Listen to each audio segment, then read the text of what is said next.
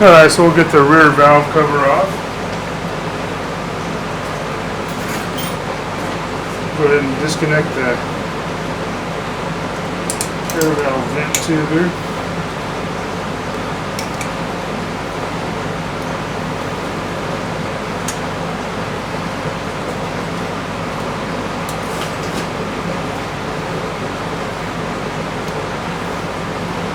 Pop that off, get that out of the way.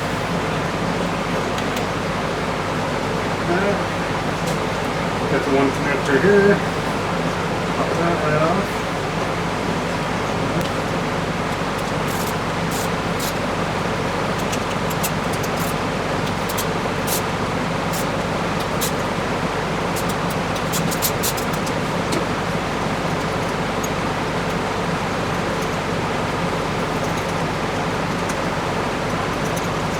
Alright, so we got our bolts off. Now we're just going to take our rubber mallet and lightly tap it.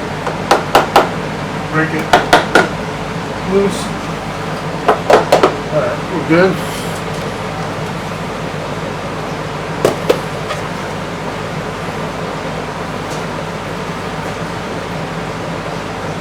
Carefully pop this off.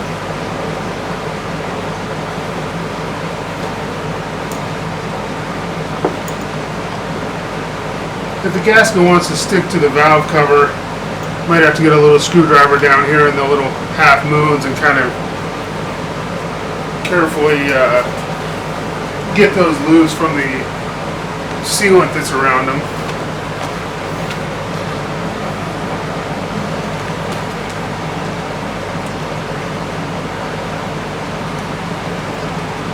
Just be careful with them, you don't want to rip them. Just like that.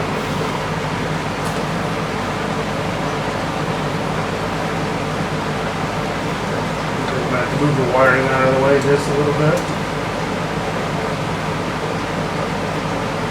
There we go.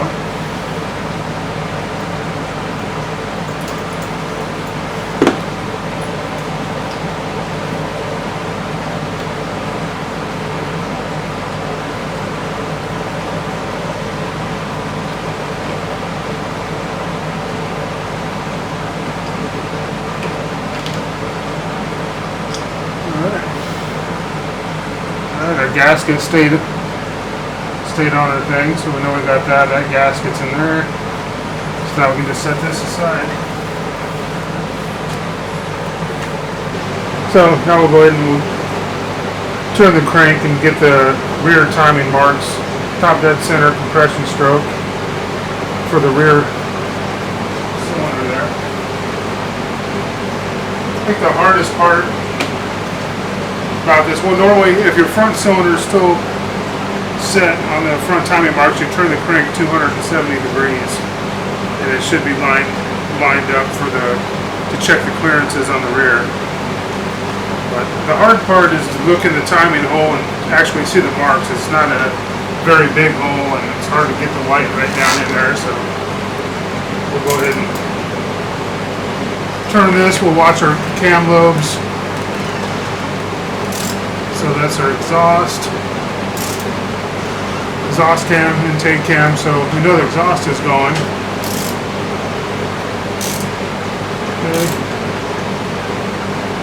Now our intake ones are going. And then after our intake, of course, is our compression stroke. So we'll get those pretty close where they need to be, then we'll double check our timing hole. And we'll look for that RT in there.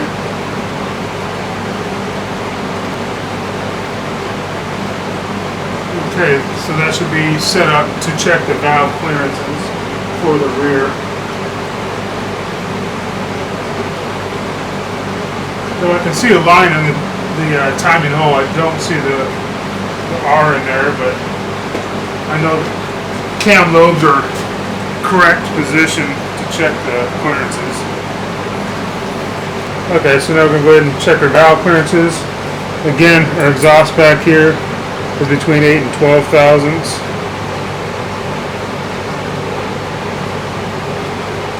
So we'll start with the smaller one. We'll start with 8, the 8 to 10 no-go, no-go fuel gauge.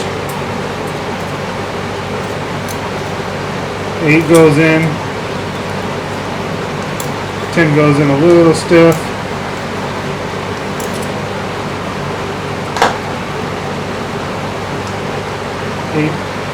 8 goes in, 10 doesn't really go so much on that one. So that one's on the tight end. We're going to go ahead and try a 9.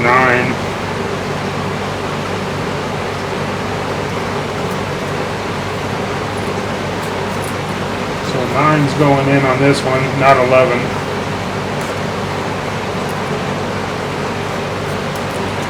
9's going in pretty tight on that one. So we're definitely going to adjust those exhausts. So now we'll go ahead and we'll check our intakes, and those are between 4 and 8 thousandths. So we'll start with a 4 and 6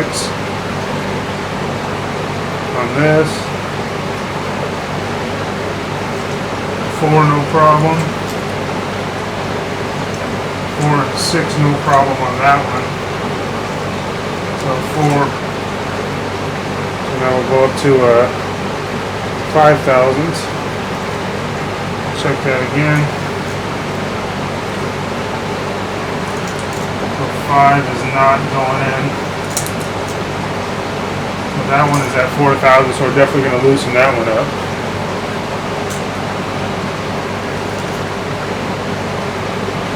This one, 5 is going in. Of course the 6 went, but the 7 is not going in. So we'll probably just go down 1 shim size on that one more than likely. Probably 2 shim size on that one. So I figured out the conversion for the shims, like say this is a 290, you go down to a 285, it's actually like going down 2 thousandths of an inch. So for the guys like me here in the US that don't do the metric stuff, that's basically the equivalent. Alright, so what I do, I get these set up, I just do a little generic quick picture, and just write down the measurements, what I've measured for each clearance. Then we'll take those and we'll figure out the shim sizes. So the rear ones, they're right at the limits, they're right at 8 thousandths. 9 will go in, but it's pretty tight. You should feel a little bit of drag on there. It shouldn't just pop right in, but you should feel some drag on it. So 9 goes in, but it's pretty tight. So I'm calling both of these at 8 thousandths. They're at the lower limit. So more than likely you could go 2 shim sizes down from whatever these shims end up being. But it's pretty close. You don't want to go over and have them too loose either. So might end up just doing 1 size shim down, and that'll definitely put it within clearance. Alright, so our measured clearances for our intake were 5 thousandths, and the other one's at 6 thousandths. So more than likely we'll just go 1 shim size different on each of those. So how to put it towards the middle. The problem is it's hard to find the shims that like come from the factory. Like I remember when we did the front cylinder, I said this. I believe I said the shims were 2.90. They're actually 2.92. So they're a little bit bigger than I thought. Once I got them out and really looked at them, I could see the number on it and double checked with the calipers, and it wasn't 2.92. So anyways, until we'll pull these out and see what these are at, and we'll see what kind of shims we can find. Now we're going to go ahead and turn the crank, and when you pull the cams on the rear, you actually don't pull them on the rear timing marks. From where they're set right now on the rear timing, you turn the crank about another quarter turn to the back to the front timing before you remove the cams. And we'll double check all of our marks on the cams and everything before we pull everything, check our timing.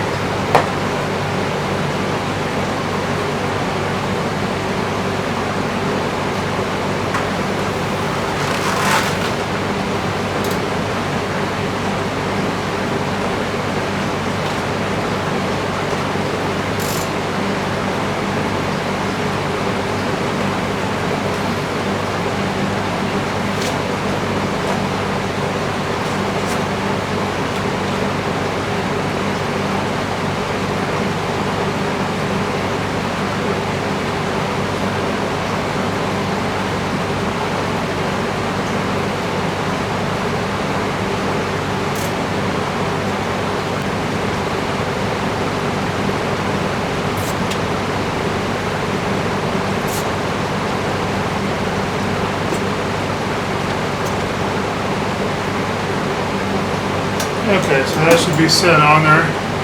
We'll check our timing marks on our cams.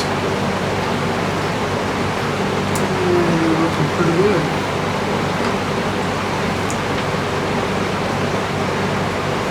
The back one's a little tougher with this wiring harness back here. But, we'll see if we can get that out of the way a little bit. So that's our position of the cams. Alright, so now we're going to go ahead and remove the cam journals.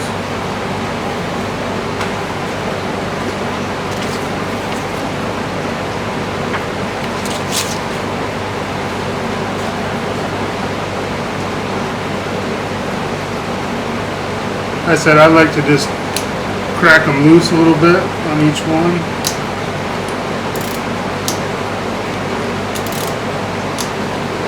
So these don't get torqued very much, so they're not real tight. They're only 7 foot-pounds.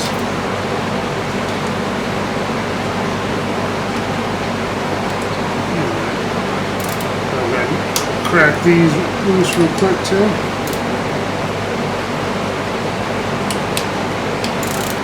Okay, the first cam journal's off. So you can see the cam a little bit better now. That's basically the position that it's in. Hasn't moved. Now the rear cam journal. Front one I just got off by wiggling it. I didn't have to tap it with a hammer, but this back one's a little bit tighter.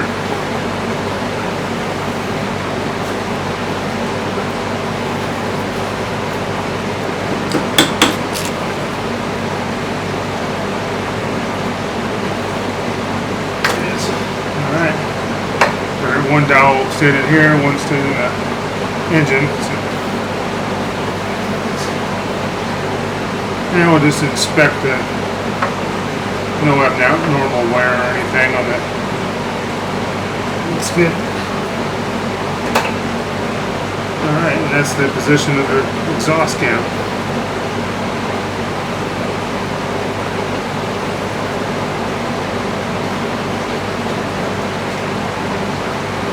So now we'll pop the cams out. Double check the timing marks. Everything looks good. Come straight up.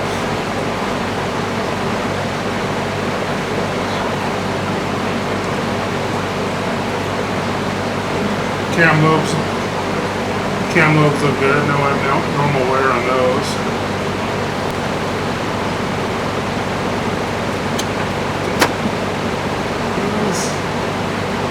Cams look good.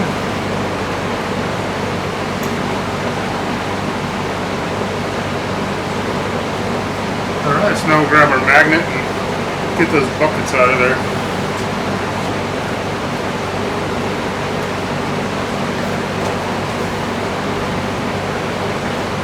Again, be careful of the shim under there. You don't want to drop it down in the motor.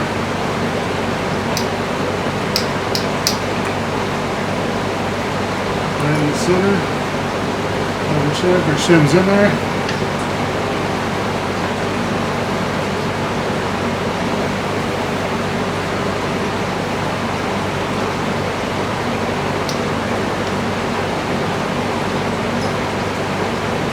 Shim's in there. And I'm laying these out in the exact order that I'm taking them off, so I don't get anything mixed up. Alright, so we got the shims measured. So both of the intakes, or 2.75 millimeters on the two intakes, and the rears are both 295s. So I got a 6 thousandths that was measured and a 5 thousandths. So both of those I will put 270 shims in there. That'll knock it down, 2 thousandths bigger gap. So this one will be right at the upper limits at 8 thousandths, and this one will be at 7 thousandths. And our exhaust will go to, looks like we're only going to be able to go down to a 290 shim from the 295. That'll put us right in the middle of the range. I'd like to go further out, but it's going to get pretty close to going over the limit of the 12 thousandths. So we'll probably just go down to 290s on those. Alright, so our rear cylinder, the intakes shims were at 2.75, and luckily the intake shims on the front cylinder that were in there originally were 2.70. So I just need to swap the ones from the front cylinder to the rear cylinder. So now I just need to buy 2 of the rear shims. So that saves me a few bucks. Alright, so we got the shims back in there. So we went on the intake, we went from the 275s down to the 270s. We got put a little bit of oil. Make sure you got a little oil on these things. You got a little oil, a little moly paste on our cam journals, a little bit of oil on the, coat the buckets with just a little bit of oil.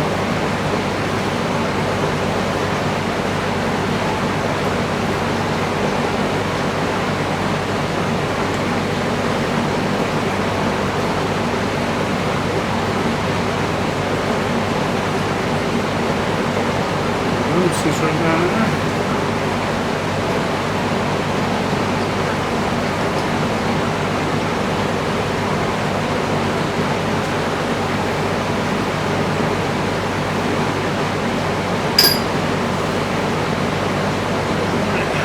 Set our cam back in here. Again, it's going to look a little different on your timing marks because of that gear that moves.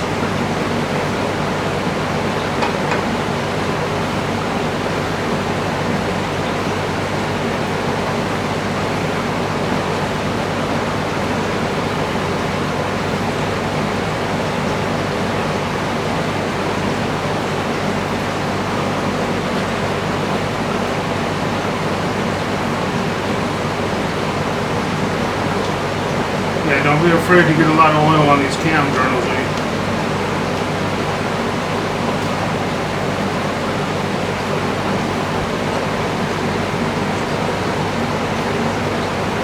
Make sure you got your 2 locating pins.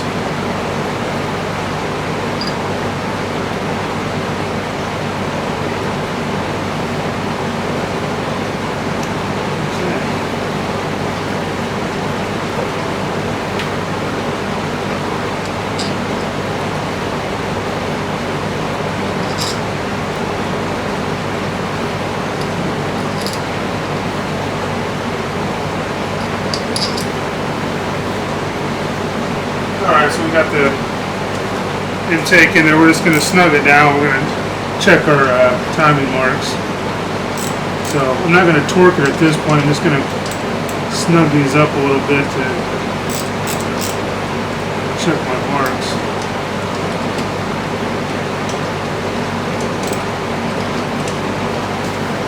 Alright, checking my marks, and looks like it's off just a, might be off 1 tooth. Make sure these are.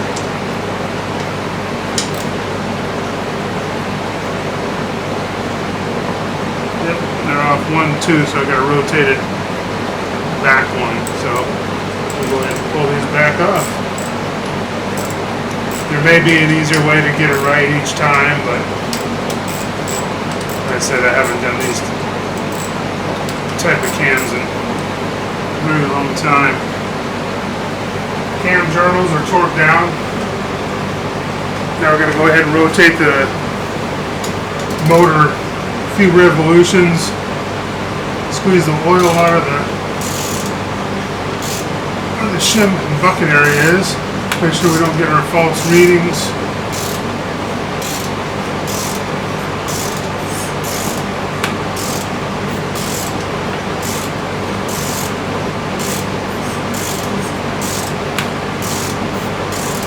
Okay, so again we're watching our cams.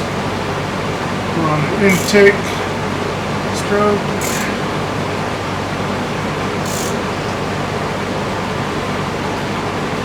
Right there's intake. And our compression stroke should be coming up here.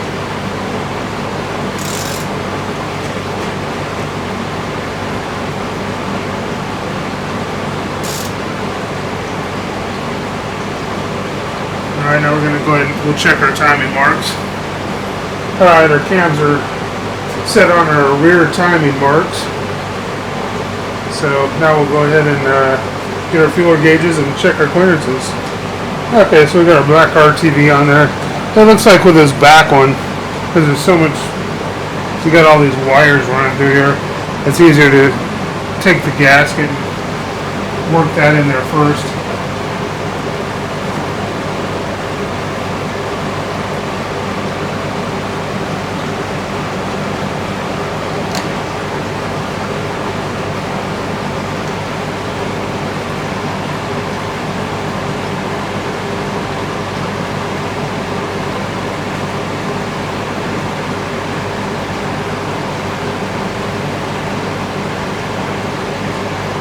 At least we're going to try it this way.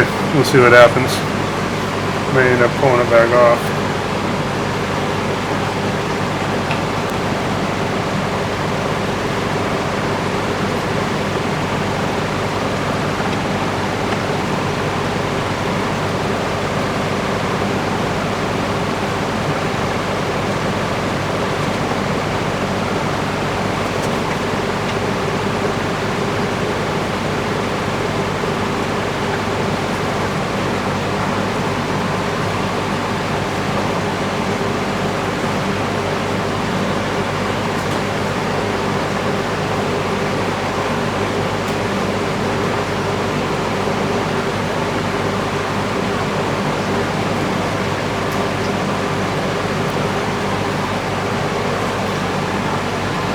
Alright, so this was a little more pain in the butt in the front, but yeah, I believe we got that.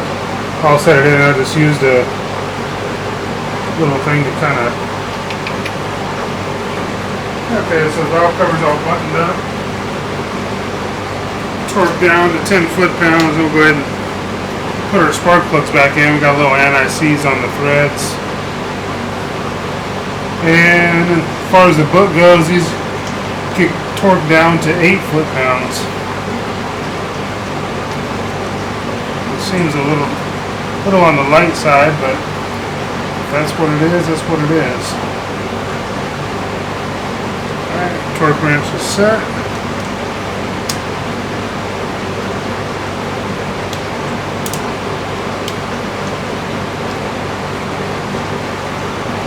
That's it.